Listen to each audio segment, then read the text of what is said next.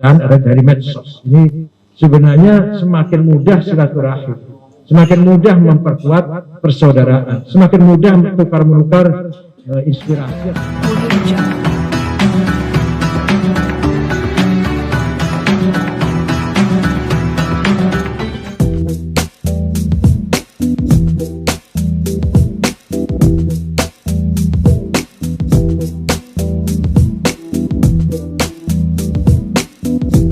Harusnya alat medsos itu untuk memperkuat persahabatan malah sering menjadi alat perpecahan, menjadi penyebab perpecahan ada dari medsos. Ini kebalik 180 derajat. Sebenarnya semakin mudah silaturahim, semakin mudah memperkuat persaudaraan, semakin mudah menukar inspirasi atau menukar pendapat dengan medsos ini. Malah sekarang medsos dijadikan sumber hoax, sumber fitnah, sumber caci maki dan seterusnya. Ini sangat bahaya sekali dan tidak ada ajaran agama yang membenarkan itu semua. Berita bohong, adu domba, hasad, fitnah, tidak ada ajaran agama. Nah, ini semuanya pelajaran bagi kita semua. Jadi artinya apa? Meningkatkan semangat silaturahim lebih kita butuhkan daripada masa lalu di masa sekarang ini. Lebih lagi. Apalagi antara kita yang beda agama. Lebih penting lagi kita harus sering-sering atau meningkatkan pertemuan secara langsung, komunikasi secara langsung supaya ada tafahum, saling pengertian. Kalau sudah kehilangan saling pengertian, maka ada intoleran. Kalau sudah intoleran, radikal. Kalau sudah radikal, ya teroris. Ya. Terus terang saja kami di Islam ada namanya Wahabi, Pak ya. Wahabi itu intoleran, bukan teroris, bukan intoleran. Ini salah, ini sesat, ini bid'ah, ini sesat, ini dolal, ini musyrik. Bukan teroris, bukan. Tapi kalau kita ikut mereka atau orang yang ikut mereka, langsung kemudian menjadi radikal, ekstrim, puritan. Kemudian menyalahkan orang lain salah semua kecuali mereka yang benar. Dan kalau gitu dikit lagi dong, dikit lagi. Dikit lagi. Kalau gitu yang salah kita habisin saja gitu. Dan yang benar itu mereka. Inilah yang harus kita perhatikan di saat-saat sekarang ini. Jaringan masih tetap kuat Pak Suntana antara Afghanistan, Filipina Selatan, Poso, Bima. Itu jaringan teroris masih tetap ada itu, jalur itu. Pak Polisi lebih tahu dari saya lah.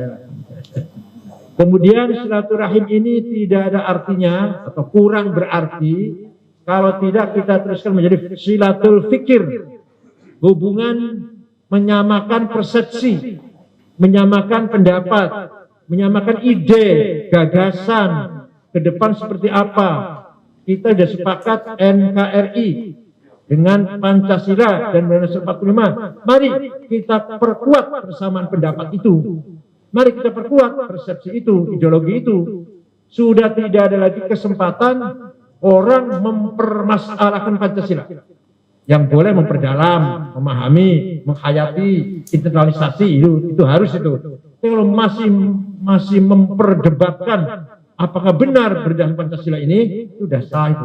Baik yang Islam maupun yang non-Muslim. Indonesia yang sudah punya ideologi Pancasila yang kita warisi dari leluhur kita tidak boleh mengotak-atik membicarakan lagi masalah Pancasila, Undang-Undang 45 dan Bhinneka Tunggal Ika. Kita negara kebangsaan, bukan negara agama, tapi penduduknya harus beragama. Dan kalau di masalah ini mayoritas dan minoritas sama saja, sami mawon, asal beragama. Nggak ada ukuran mayoritas minoritas. Dalam hal orang beragama sudah sah menjadi warga bangsa Indonesia. Agamanya apapun, asal beragama sudah sah menjadi kewarganegaraan yang mengambil warga Indonesia. Tidak kita lihat agama mayoritas atau agama minoritas. Yang penting beragama. Dengan kita mari mempersamakan persepsi. Kemudian kalau ada orang yang anti Pancasila gimana? Ya harus ada pendidikan tegas. Gak boleh ragu-ragu.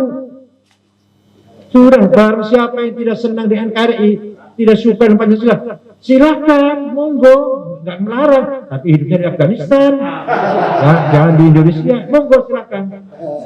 Pendapat bebas saja pendapat kalau mau berpendapat seperti itu. Tapi hidupnya di Afghanistan. Yang ketiga, silatul fikr kita tingkatkan. Tadi kan menyamakan persepsi ini. Kita menjadi silatul amal. Kerjasama yang nyata, kerja nyata. Jadi membuat apa? Pembina, team working. Ya. Jadi ada jaringan kerjasama antar ormas, antar kita semua. Apa yang harus kita lakukan ke depan ini? Dalam waktu dekat maupun menengah maupun jarak yang jauh, jarak jauh. Kita sebagai kekuatan civil society, alhamdulillah Pak, di Timur Tengah itu tidak ada organisasi yang kuat seperti ini, seperti di kita. Adanya jamiah masjid, organisasi masjid A, masjid B, jadi kecil. Kalau di Eropa, gereja, organisasinya gereja. Di kita alhamdulillah ada NU, ada Muhammadiyah, ada ini organisasi civil society yang luar biasa, ada Perti, ada Persis, ada Syarikat Islam, yang dimana non politik. Jadi organisasi masyarakat, kemasyarakatan, bukan politik, bukan PNS, dalam hal ini bukan PNS dalam hal organisasinya ini, bukan birokrat, termasuk birokrat, menjaga pilar, menjaga keutuhan masyarakat kita ini. Posisi ormas, keberadaan ormas ini sangat penting sebagai pengawal yang mengawal keutuhan NKRI. Bukan hanya keutuhan geografi, tapi lebih penting lagi keutuhan budaya, karakter, ikut moral, ikut karakter. Banyak sekali orang pidato, mari kita jaga NKRI, kita dari NKRI. Asumsinya cuma geografinya. Itu iya, itu penting. Kita jaga keutuhan NKRI, darat maupun laut. Tapi yang penting lagi keutuhan budaya. Kita ini punya budaya luar biasa Pak. Jauh lebih mulia daripada luar negeri. Sastu. Bukan lebih mulia lah. Ya beda luar negeri. Silakan mereka seperti itu, kami punya sendiri gitu loh. Contoh. Emang bagi yang Islam dulu. Di Arab sana, orang lewat di depannya orang lagi sholat, nggak apa-apa. Kita lagi sholat, orang lewat. Atau orang biasa, nggak apa-apa. Coba di sini, nggak boleh atau nggak baik. Lebih dari itu lagi sujud dilangkai kepalanya. Dia betul, yang sudah pernah haji kan? Udah tahu. Yang sudah pernah haji, sudah pernah umroh pasti mengalami. Kepalanya lagi sujud dilangkai orang lewat. Hati nggak tega, tidak tega. Hati tidak sampai untuk melangkai kepalanya orang lagi sujud. Hati nggak nyampe. Walaupun bukan orang Islam misalkan. Nah, ya budaya itu terserah di sana dan dibawa ke sini. Ada lagi menyampaikan kartu nama. Saya kan sering ada tamu orang besar dari Arab Pak. Menyampaikan Pak, kartu nama pakai tangan kiri Pak. Tangan kiri itu biasa sekali itu. Nggak jelek enggak. Ya, kita jelek dong. Masa itu mau diterima, mau kita tiru?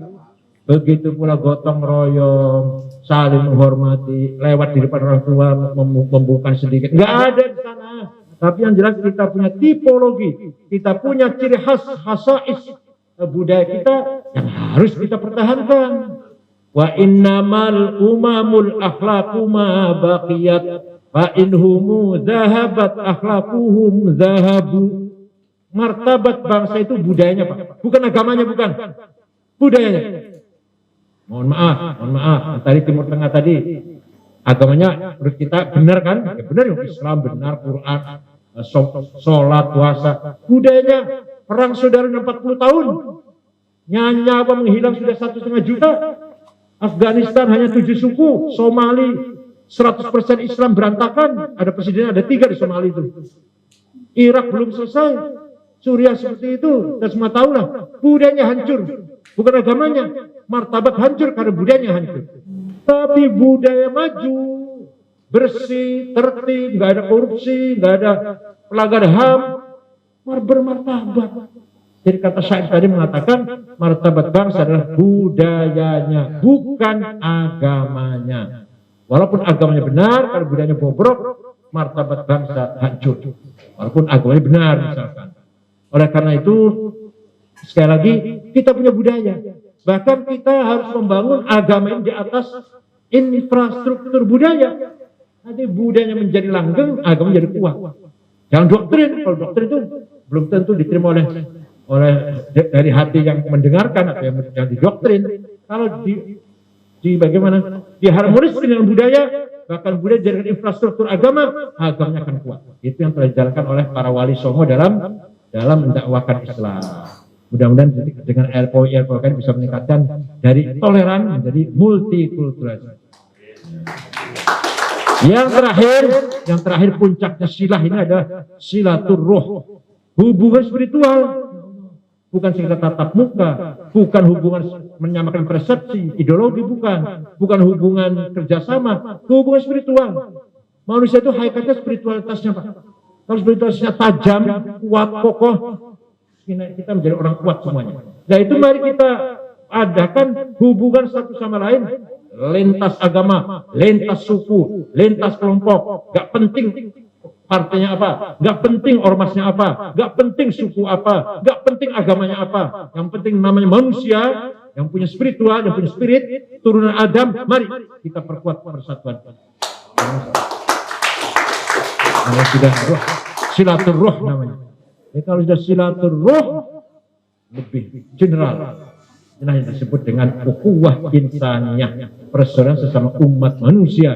Dan itulah misi Islam, itulah misi agama, kemanusiaan itu sebenarnya. Wa ma arsalnaka illa rahmatan, bukan dari muslimin. Saya tidak sekali-kali diutus kecuali untuk bawa rahmat untuk alam semesta, kata Allah. Muhammad diutus untuk bawa rahmat untuk alam semesta, bukan hanya untuk orang Islam, rahmat untuk semuanya.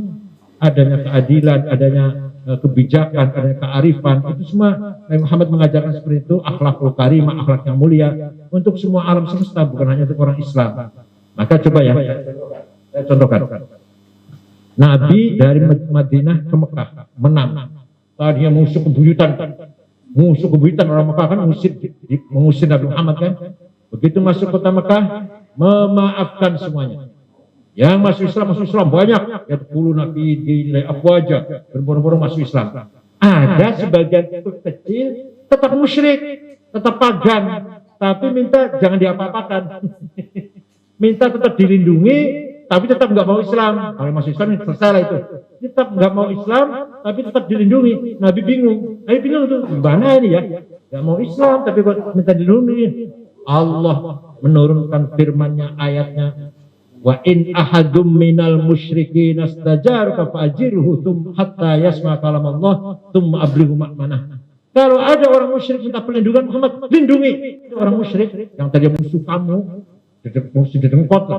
Sekarang minta perlindungan, lindungi hatta yasma kalam Allah. Mudah-mudahan sampai nanti masuk Islam, mendengar kalam Allah. Begitu ya Allah.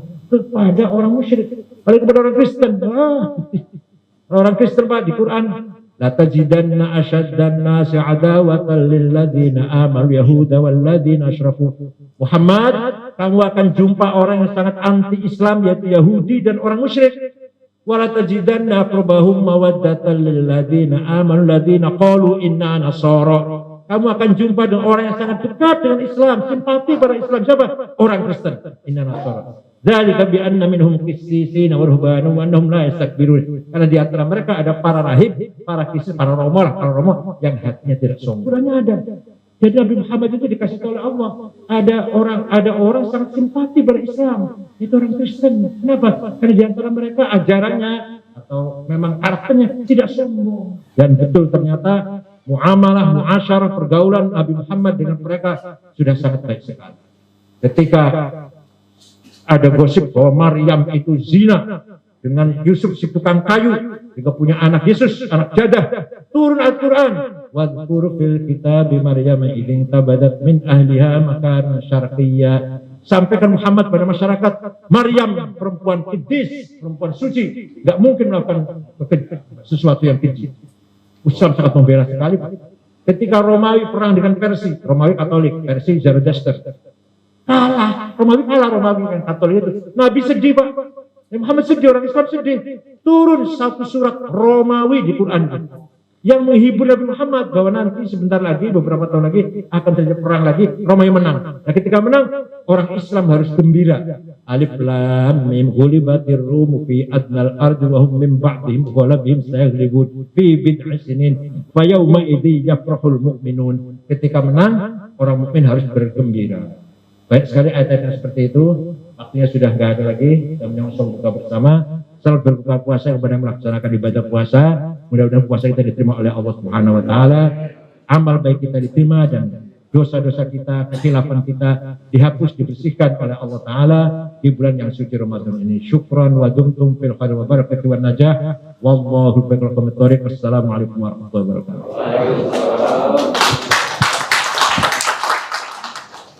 Organisasi ini untuk mempertemukan berbagai ormas Islam dalam satu visi misi, yaitu 4 pilar NKRI, Pancasila, dan Sumpah Pemuda.